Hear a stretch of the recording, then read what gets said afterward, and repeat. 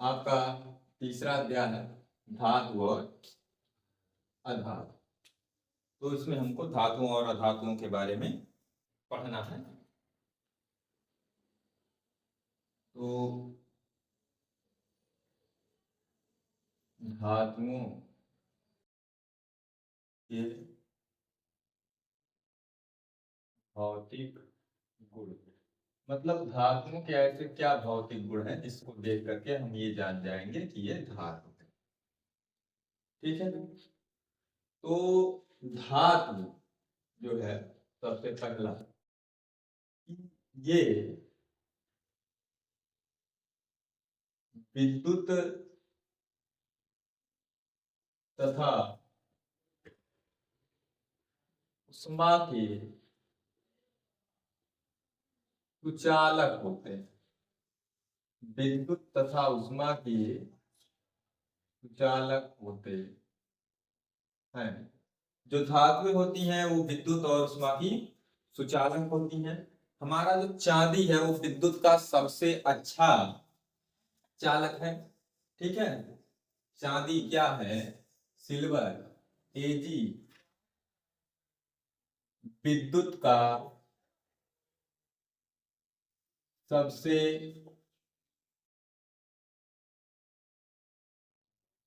अच्छा चालक है।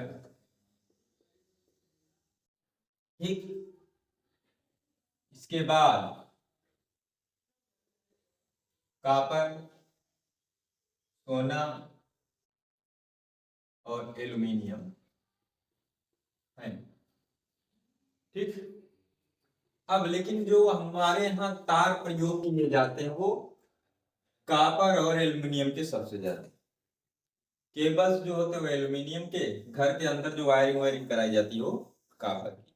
सिल्वर का नहीं प्रयोग किया जाता क्योंकि ये सबसे अच्छा चालक है, लेकिन सिल्वर जो है इसकी कास्टिंग ज्यादा आ जाएगी, तार इसका बनाया जाएगा तो बहुत महंगा पड़ेगा। ठीक है। फिर दूसरा, धातुएं होती हैं तन्य। धातुएं तन्य होती हैं। तन्य होने का मतलब इनसे तार खींचा जा सकता है। सबसे अधिक तन्य जो है सोना, सबसे अधिक तन्य धातु सोना। ठीक है। सबसे अधिक तन्य धातु कौन है? सोना है। 1 ग्राम सोने से लगभग 2 किलोमीटर लंबा तार खींचा जा सकता है। 1 ग्राम सोने का मतलब बहुत बारीक सा खींचा जाएगा। ठीक है। तीसरा जो होती है धातुएं आघात वर्धनीय होती है। कैसी होती हैं? आघात वर्धनीय। आघात वर्धनीय का मतलब होता है कि अगर इसको हम हथौड़े से पीटेंगे तो इनका क्षेत्रफल बढ़ जाएगा। जैसे देखिए घर पर सब जो काटने वाली चीजें होती है लोहार के पास ले जाते, लोहार उसको गर्म करता है, गर्म करके पीट देता है, उसका क्षेत्रफल थोड़ा क्या हो जाता है? बढ़ जाता है। तीसरा हो गया। अब चौथा आता है धातुएं कठोर होती है। धातुएं कैसी होती हैं? कठोर होती हैं, लेकिन इसके अपवाद हैं। इसके अपवाद हैं। कौन है? आपका लिथियम है, सोडियम है और पोटेशियम। ये तीनों अत्यधिक मुलायम होती हैं। कैसी होती हैं? मुलायम होती है। अब ये इतनी ज्यादा नर्म या मुलायम होती है कि इन्हें हम चाकू से काट सकते हैं। तो ये चाकू से क्या होती है? कट जाती है। चाकू से क्या होती है? कट जाती है। मतलब चाकू से कटने वाली धातुओं का नाम आपसे पूछे तो उसे हम कौन बताएंगे? Lithium, sodium, potassium. ठीक। इसके अतिरिक्त और धातुएं कठोर होती है। पांचवा, धातुएं ठोस अवस्था में पाई जाती है। सामान्यतः पर किस अवस्था में होती हैं? ठोस अवस्था में होती है। लेकिन इसका भी अपवाद है।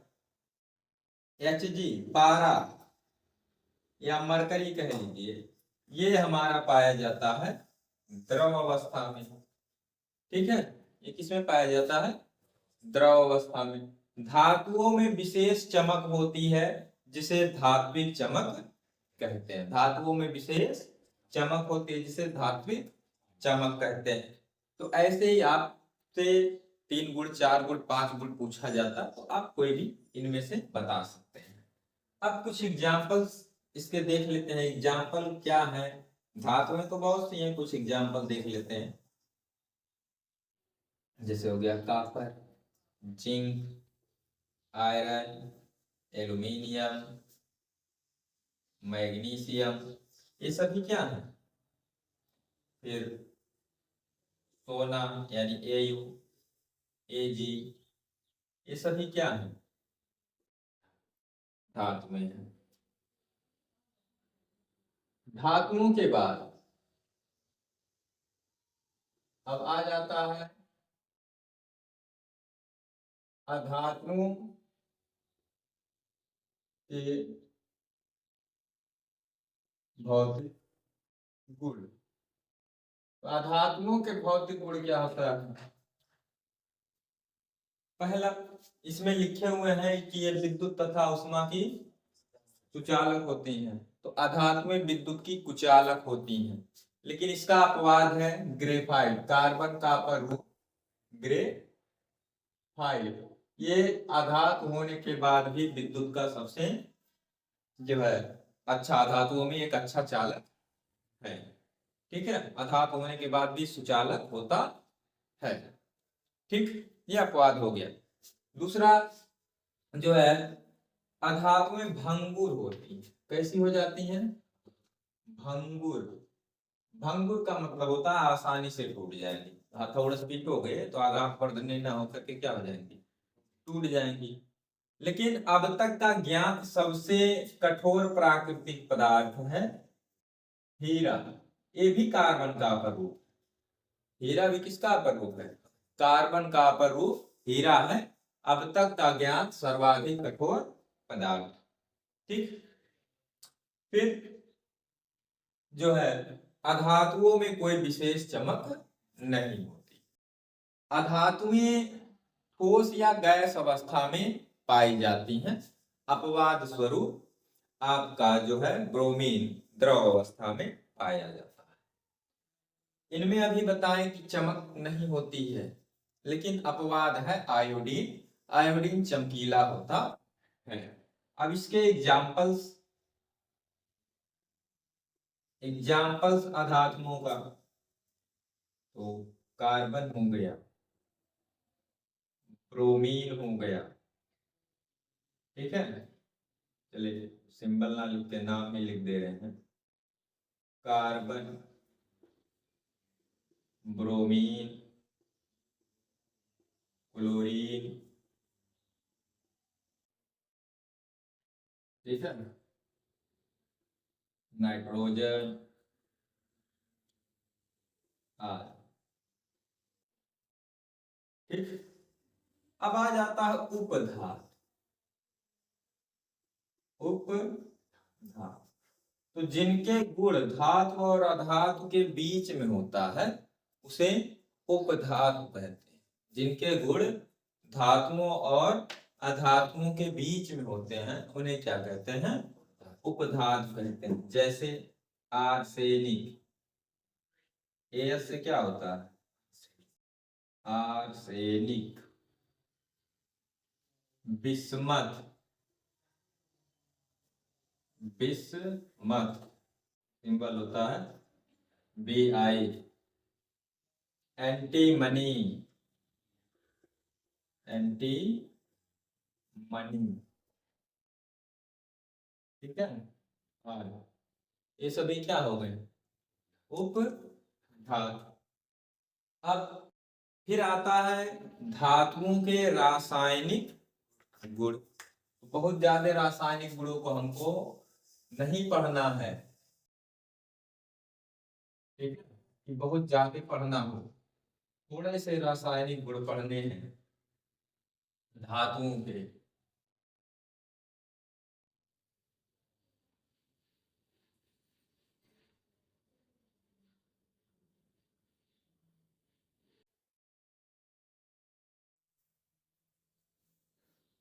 आपका आ गया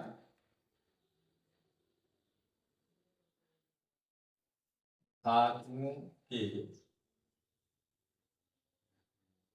रासायनिक गुण।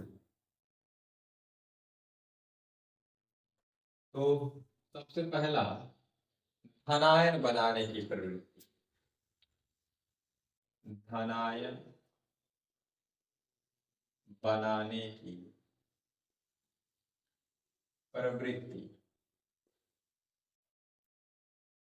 ठीक है, धातुएं जो होती हैं वो इलेक्ट्रॉन को त्याग करके धनायन बनाती हैं। जैसे हम ले लिए सोडियम, ये बना लेगा Na+, एक इलेक्ट्रॉन त्याग देगा। इसी तरीके से है मैग्नीशियम, ये डबल प्लस बनाएगा, 2 इलेक्ट्रॉन त्याग देगा। इसी तरीके से है एल्यूमिनियम, ये 3 प्लस बनाएगा, 3 इलेक्ट्रॉन त्याग देगा। ठीक है, तो धातुएं क्या होती हैं, धनायन। अब आ गया दूसरा, वायु से क्रिया या वायु में दहन या ऑक्सीजन से क्रिया। वायु में दहन, ठीक है, तो धातुएं ऑक्सीजन से क्रिया करके धातु ऑक्साइड बनाती हैं। क्या बना लेती हैं, धातु ऑक्साइड, धातु ऑक्साइड बना लेंगे।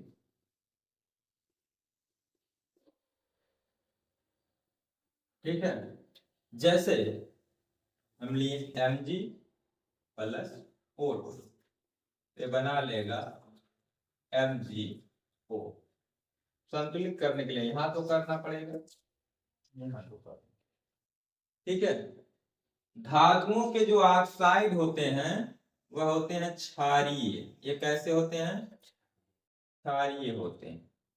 धातुओं के ऑक्साइड कैसे होते हैं, क्षारीय होते हैं।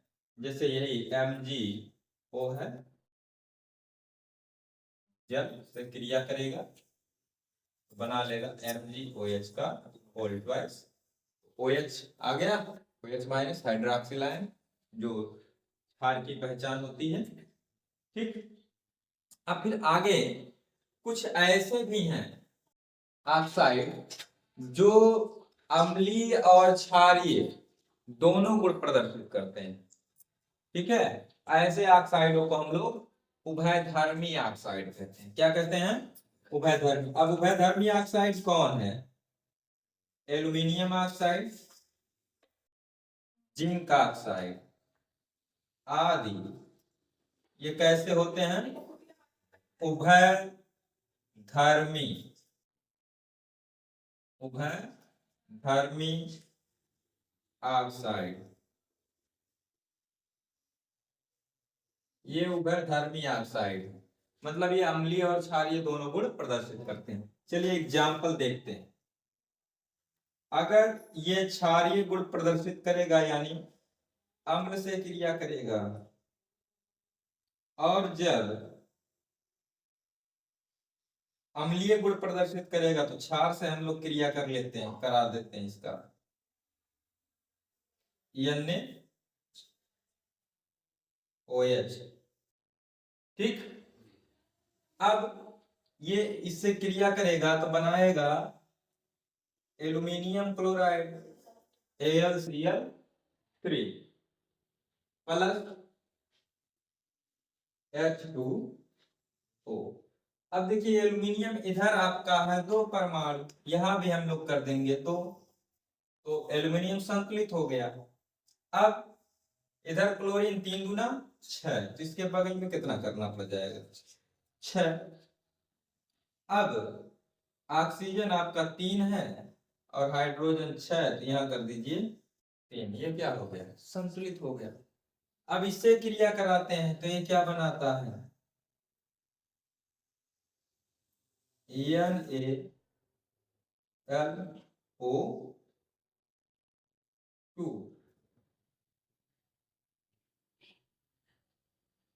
Plus H2O। ठीक है, अब ये बन गया सोडियम एल्यूमिनेट।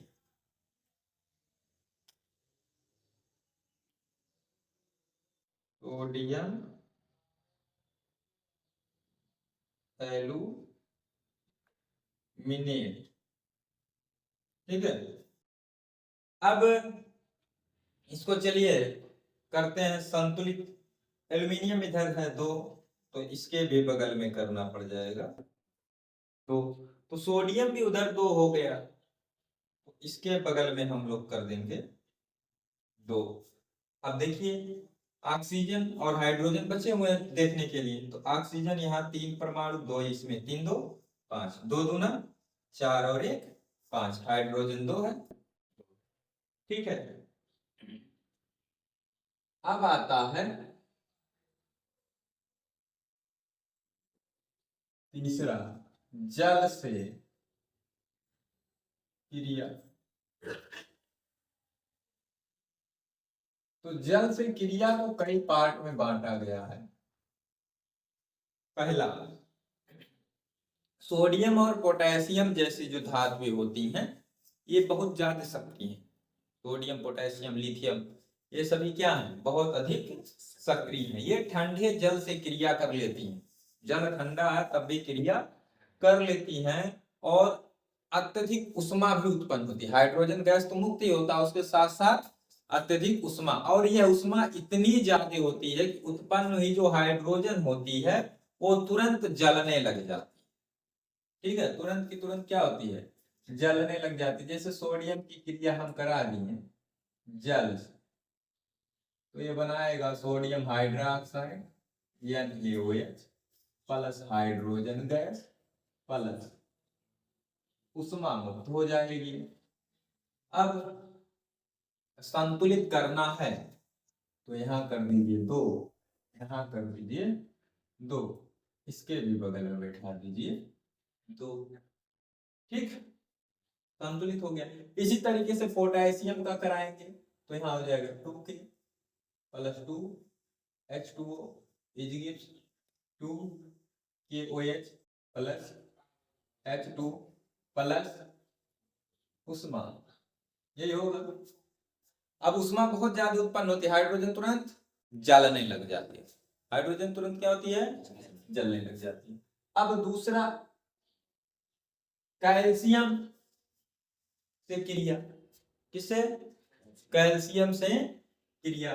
तो कैल्शियम से क्रिया कराएंगे तब क्या होगा, तब भी एक क्रिया कर लेगा और हाइड्रोजन गैस मुक्त होगी।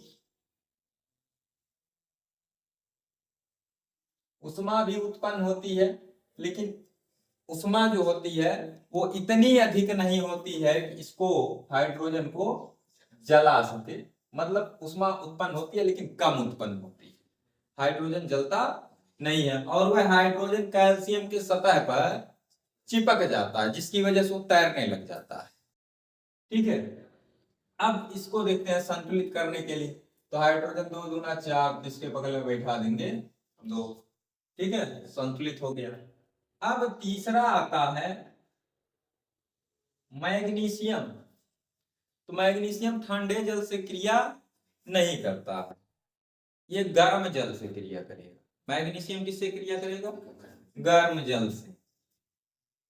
Mg प्लस H2O, ये जल कैसा होना चाहिए, गर्म होना चाहिए। तो बनाएगा FgOH का whole twice plus hydrogen gas मुक्त हो जाएगी। संतुलित करने के लिए इसमें भी यहां पर 2 और धातुएं हैं। कौन कौन सी हैं, आयरन और जिंक। ये धातुएं ऐसी हैं, ना तो ये ठंडे पानी से क्रिया करेंगी ना गर्म से, मतलब ना ठंडे जल से क्रिया करेंगी ना ही गर्म जल से, लेकिन ये भाप से क्रिया कर लेती है। किससे क्रिया कर लेती हैं? भाप से। ठीक है, जलवाष्प भाप हो उससे क्या करेंगे?